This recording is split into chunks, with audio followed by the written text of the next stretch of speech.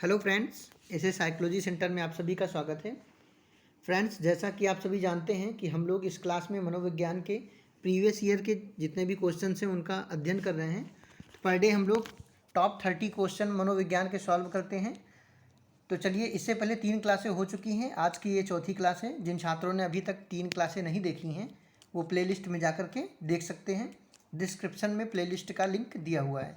तो चलिए हम लोग शुरू करते हैं। क्वेश्चन नंबर फर्स्ट क्या है, देखिए पहला क्वेश्चन कह रहा है जीन पियाजे मुख्य रूप से किसके अध्ययन के लिए जाने जाते हैं। तो देखिए, भाषा विकास पहला ऑप्शन, बी ऑप्शन यौन विकास, सी ऑप्शन संज्ञानात्मक विकास, डी ऑप्शन सामाजिक विकास। तो फ्रेंड्स, जीन पियाजे संज्ञानात्मक विकास के लिए जाने जाते हैं। Option number C is correct answer. Option number C is correct answer. देखिए, जीन पियाजे ने बालक की 4 अवस्थाओं के बारे में बताया था। पहली अवस्था के बारे में उन्होंने बताया था, जो जीन पियाजे की पहली अवस्था थी संवेदी पेशी गामक अवस्था, जिसको हम लोग सेंसरी मोटर स्टेज के नाम से जानते हैं, जिसकी उम्र क्या थी, 0 से 2 वर्ष। दूसरा स्टेज उन्होंने बताया था पूर्व संक्रियात्मक अवस्था, जिसको हम लोग प्री ऑपरेशनल स्टेज के नाम से जानते हैं, 2 से 7 वर्ष इसकी उम्र है। तीसरी अवस्था उन्होंने बताया था मूर्त संक्रियात्मक अवस्था, जिसको कंक्रीट ऑपरेशनल स्टेज के नाम से जानते हैं, 7 से 11 वर्ष इसकी उम्र है। और चौथी अवस्था जीन पियाजे ने जो बताया था उसका नाम है औपचारिक संक्रियात्मक अवस्था, फॉर्मल ऑपरेशनल स्टेज। 12 से ऊपर की जितनी भी उम्र है इसके बारे में उन्होंने बताया था चौथी अवस्था में। ठीक है फ्रेंड्स, मूर्त संक्रियात्मक अवस्था को इनफॉर्मल ऑपरेशनल स्टेज भी कहते हैं। ठीक है, कॉन्क्रीट ऑपरेशनल स्टेज। चलिए क्वेश्चन नंबर सेकंड की ओर हम लोग चलते हैं। जब मानव शरीर के एक भाग को दिए गए प्रशिक्षण का अंतरण किसी दूसरे भाग में हो जाता है तो इसे क्या कहते हैं। चलिए, ये क्वेश्चन हम लोगों ने कल भी देखा था।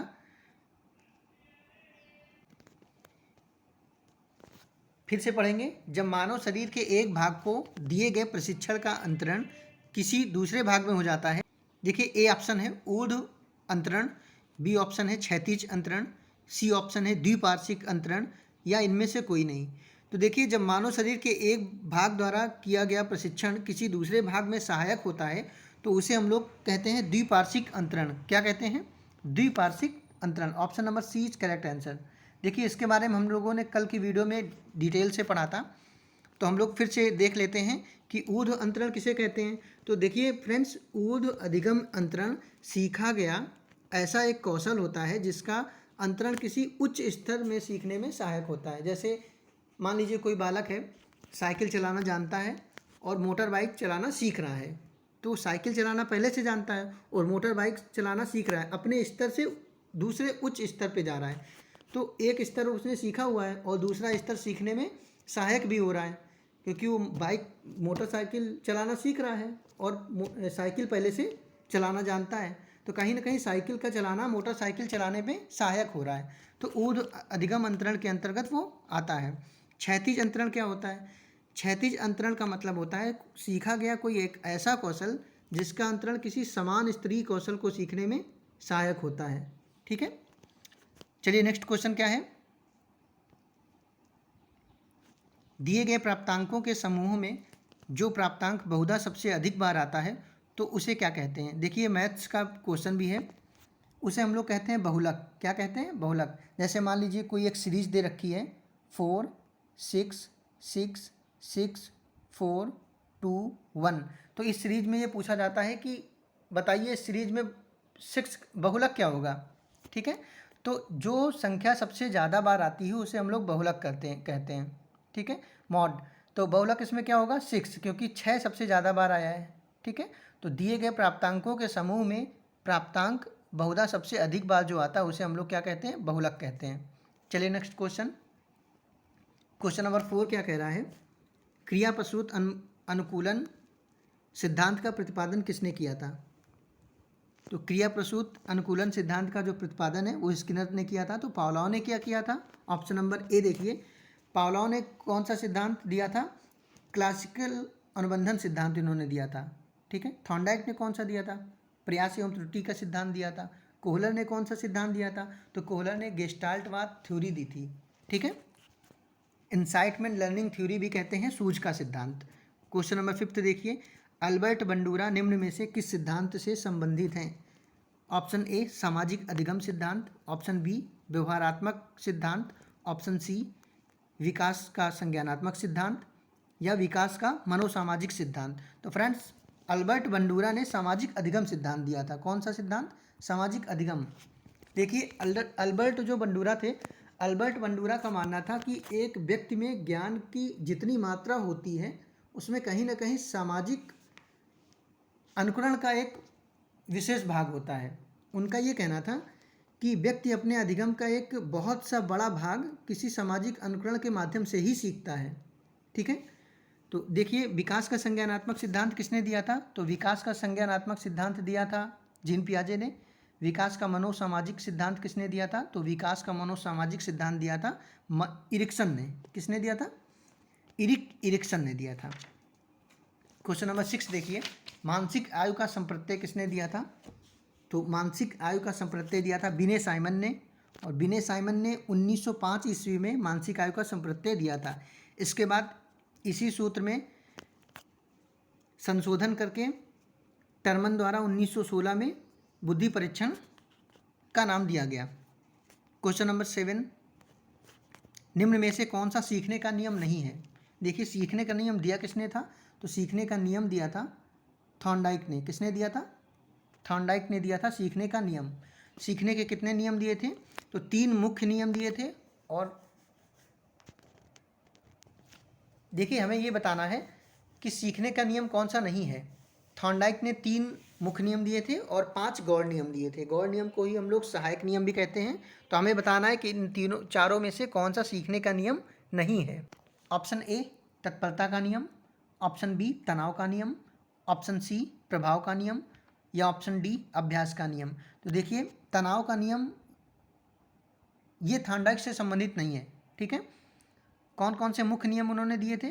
तो मुख्य नियम उन्होंने दिए थे एक तत्परता का नियम जिसको लॉ ऑफ रेडीनेस कहते हैं, लॉ ऑफ रेडीनेस, प्रभाव का नियम, लॉ ऑफ इफेक्ट, अभ्यास का नियम, लॉ ऑफ प्रैक्टिस। ये तीनों सिद्धांत थॉर्नडाइक के प्रथम नियम पे हैं, प्राइमरी लॉ जिनको कहते हैं। लेकिन तनाव का नियम ये कोई नियम नहीं है। ठीक है, क्वेश्चन नंबर 8 की तरफ हम लोग चलते हैं।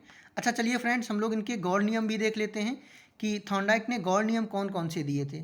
ठीक है, तो गौड़ नियम को ही हम लोग सहायक नियम भी कहते हैं। तो गौड़ नियम उन्होंने 5 दिए थे। कौन कौन से दिए थे? चलिए हम लोग देख लेते हैं। देखिए पहला नियम उन्होंने दिया था बहु अनुक्रिया का नियम, दूसरा दिया था मनोवृत्ति का नियम, तीसरा उन्होंने दिया था आंशिक क्रिया का नियम, और चौथा दिया था सादृश्यता का नियम, और पांचवा दिया था साहचर्यात्मक स्थानांतरण का नियम। ठीक है, चलिए नेक्स्ट क्वेश्चन पे। क्वेश्चन नंबर 8 क्या कह रहा है? सीखने से संबंध प्रतिक्रिया में पावलोव ने किस पर प्रयोग किया था? पावलोव ने किस पे प्रयोग किया था? फ्रेंड्स पावलोव ने कुत्ते पे प्रयोग किया था। ठीक है, तो बिल्ली पे किसने प्रयोग किया था? तो बिल्ली पे किया था थॉर्नडाइक ने। चूहे पे किसने किया था? स्किनर ने। नेक्स्ट क्वेश्चन, क्वेश्चन नंबर 9, सूझ द्वारा सीखने के सिद्धांत का प्रतिपादन किसने किया? तो सूझ द्वारा सीखने का जो सिद्धांत दिया था वो कोहलर, कुप्फा या वर्दीमन ने दिया था, जिसको हम लोग गेस्टाल्टवाद थ्योरी के नाम से जानते हैं। तो ऑप्शन में थॉर्नडाइक, कोहलर, पावलोव, वुडवर्थ। तो इसका option number C, option number B is correct answer. ठीक है, इसी को हम लोग इनसाइट लर्निंग थ्योरी के नाम से जानते हैं। सूझ का सिद्धांत कोहलर ने दिया था। कार्य को आरंभ करने, जारी रखने और नियमित करने की प्रक्रिया क्या कहलाती है? कार्य को आरंभ करने, जारी रखने और नियमित करने की प्रक्रिया को क्या कहते हैं? तो इसको कहते हैं मोटिवेशन, प्रेरणा। क्या कहते हैं? प्रेरणा। देखिए फ्रेंड, जब कोई चीज़ आपको अच्छी लगती है, जैसे मान लीजिए आपको पढ़ना बहुत अच्छा लगता है, ठीक है, तो आप उसको जारी रखते हैं, ठीक है, और नियमित करते हैं। और नियमित कब करेंगे? जब आपको मोटिवेशन मिलेगा उस चीज़ से, ठीक है, आपको प्रेरणा मिलेगी, तभी आप उस कार्य को नियमित रूप से करेंगे। क्वेश्चन नंबर 11, विस्मृति को कम करने का उपाय क्या है? विस्मृति को कम करने का उपाय क्या है? ए ऑप्शन है सीखने की कमी, बी ऑप्शन है सीखने की त्रुटिपूर्ण विधि, सी ऑप्शन है पाठ की पुनरावृत्ति, या स्मरण करने में कम ध्यान देना। तो विस्मृति कम करने का उपाय क्या होता है? कि हम लोग पाठ की पुनरावृत्ति करते रहें। ठीक है, जैसे कोई चीज़ है हमको भूल जाती है, जैसे मान लीजिए कोई लेसन हम लोग पढ़ते हैं और हमें भूल जाता है, ठीक है। तो उसको अगर हम लोग विस्मृति करते रहते हैं, पढ़ते रहते हैं, तो हमको वो चीज़ नहीं भूलती है। पाठ की पुनरावृत्ति करना जरूरी होता है विस्मृति के लिए। चलिए क्वेश्चन नंबर 12 देखते हैं। निम्न में से क्रोध व भय किसका एक प्रकार है? क्रोध व भय एक संवेग है। क्या है? एक संवेग है। क्वेश्चन नंबर 13 की तरफ देखते हैं। दूसरे व्यक्ति की बाह्य व्यवहार की नकल क्या है? सीखना, अनुकरण करना, कल्पना या चिंतन।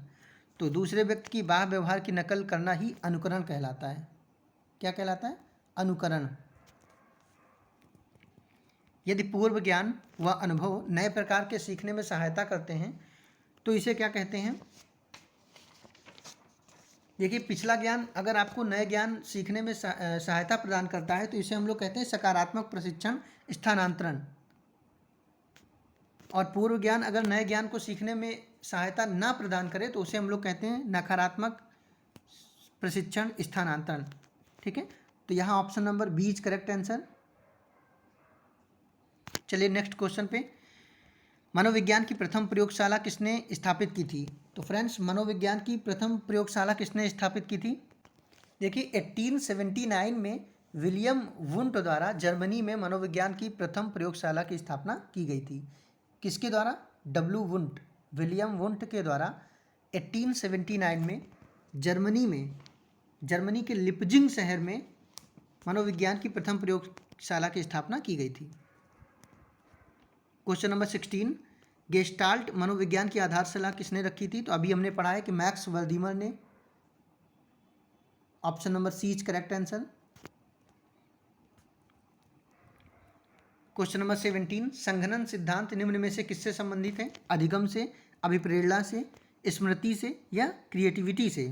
तो देखिए, संघनन सिद्धांत स्मृति से संबंधित है। किससे संबंधित है? स्मृति से। Option number C is correct answer. सीखी हुई बात को स्मरण करने या पुनः स्मरण करने की असफलता को क्या कहते हैं? सीखी हुई बात को स्मरण रखने या पुनः स्मरण करने की असफलता को कहते हैं विस्मृति। क्या कहते हैं? विस्मृति। Option number B is correct answer. Question number 19 क्या कह रहा है? टर्मन के अनुसार 90 से 100 बुद्धिलब्धि का बालक माना जाता है। तो 90 से 100 या 90 से 110 बुद्धिलब्धि का जो भी बालक होगा वो सामान्य बुद्धि के अंतर्गत आता है, ठीक है। 90 से 100 या 90 से 110 के बीच सामान्य बुद्धि का बालक माना जाता है। क्वेश्चन नंबर 20 देखिए। मानव व्यक्तित्व के मनोलैंगिक विकास को निम्न में से किसने महत्व दिया? मनोलैंगिक विकास। तो friends, option A Comenius, option B Clark Hull, option C Hollingworth, option D Sigmund Freud. तो मनोलैंगिक विकास के बारे में सिगमंड फ्रायड ने बताया था। Option number D is correct answer. Sigmund Freud ने मनोलैंगिक विकास को 5 अवस्थाओं में विभाजित किया था, ठीक है। इसको हम लोग डिटेल से पढ़ेंगे नेक्स्ट क्लास में। क्वेश्चन नंबर 21 देखिए। स्टैनले हॉल का सिद्धांत निम्न में से किसकी व्याख्या करता है? चलिए बताइए इसका क्या सही आंसर होगा। स्टैनले हॉल का सिद्धांत निम्न में से किसकी व्याख्या करता है? ऑप्शन ए बुद्धि की प्रकृति, ऑप्शन बी अधिगम में अभिप्रेरणा की भूमिका, ऑप्शन सी मूल्यों का विकास, ऑप्शन डी किशोरों का मनोविज्ञान। देखिए, स्टैनले हॉल ने किशोरावस्था को तनाव एवं तूफान की अवस्था भी कहा था। Stress and storm. क्या कहा था? तनाव एवं तूफान की अवस्था। किशोरावस्था को स्टैनले हॉल ने तनाव एवं तूफान की अवस्था कहा था। GS हॉल के नाम से जानते हैं। तो किशोरावस्था, किशोरों का मनोविज्ञान, option number D is correct answer, ठीक है। हमसे क्या पूछा गया था? स्टैनले हॉल का सिद्धांत निम्न में से किसकी व्याख्या करता है? तो किशोर विज्ञान की व्याख्या करता है या किशोरावस्था की व्याख्या करता है। क्षेत्र सिद्धांत निम्न में से किस वर्ग का योगदान है? तो क्षेत्र सिद्धांत, जिसको हम लोग सूझ का सिद्धांत भी कहते हैं, इनसाइट लर्निंग थ्योरी भी कहते हैं, ठीक है। गेस्टाल्ट वादियों का ये सिद्धांत था। Option number D is correct answer. Next question देखिए। क्वेश्चन नंबर 23 क्या है? 23 में है भाटिया बैटरी का प्रयोग निम्न में से किसके प्रयोग हेतु किया जाता है? भाटिया बैटरी का प्रयोग निम्न में से किसके मापन हेतु किया जाता है? पहला ऑप्शन है व्यक्तित्व, बुद्धि, रुचि, अभिक्षमता। तो भाटिया बैटरी का जो प्रयोग है वो बुद्धि के लिए किया जाता है। किसके लिए? बुद्धि के लिए। Option number A is correct answer. Question number 24, अभिक्रम योजित अधिगम का प्रत्यय किसने दिया था? तो अभिक्रमायोजित अधिगम का जो प्रत्यय है वो स्किनर ने दिया था। किसने दिया था? स्किनर ने। क्वेश्चन नंबर 25, व्यवहारिक क्षमताओं में वह सापेक्ष स्थायी परिवर्तन जो कि प्रबलित अभ्यास का परिणाम होता है उसे क्या कहते हैं? तो उसे अधिगम कहते हैं। क्या कहते हैं? अधिगम। Option number A is correct answer. संज्ञान किस बुद्धि के सिद्धांत का हिस्सा है?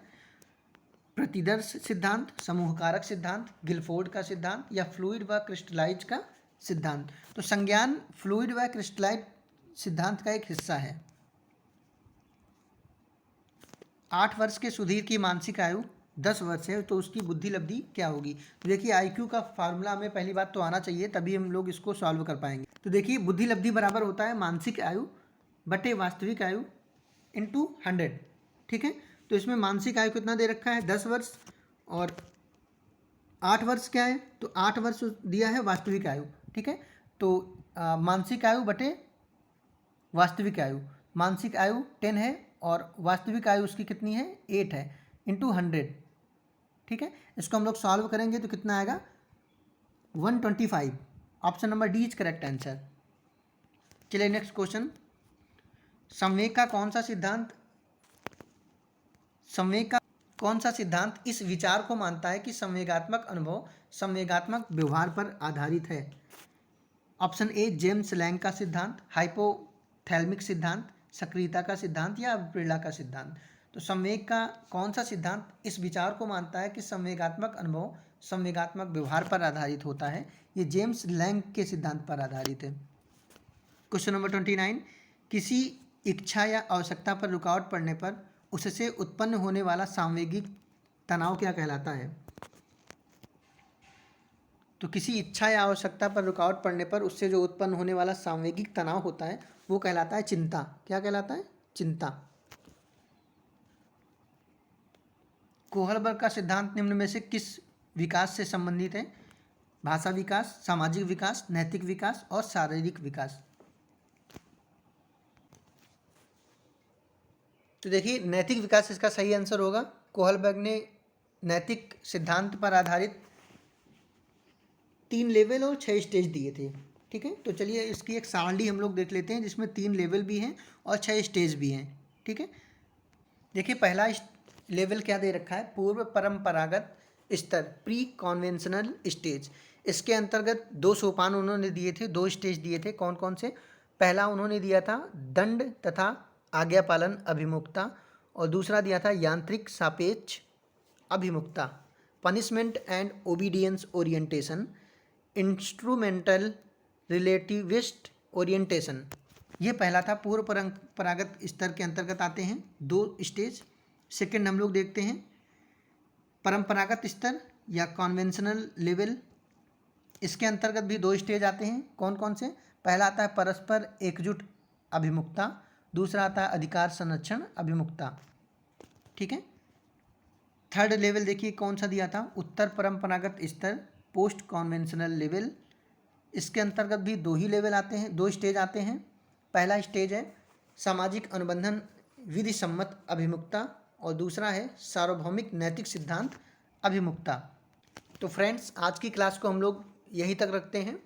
ऐसे ही रोज़ हम लोग पर डे टॉप 30 क्वेश्चन मनोविज्ञान के पढ़ेंगे। इसके बाद जैसे ही प्रीवियस ईयर के क्वेश्चन सॉल्व हो जाएंगे उसके बाद प्रत्येक मनोविज्ञान से संबंधित जितने भी पॉइंट हैं उनको हम लोग पढ़ेंगे, और जितने भी मनोवैज्ञानिक हैं उनके बारे में हम लोग विस्तार से अध्ययन करेंगे। ठीक है फ्रेंड्स, मिलते हैं नेक्स्ट क्लास पे। तब तक के लिए धन्यवाद।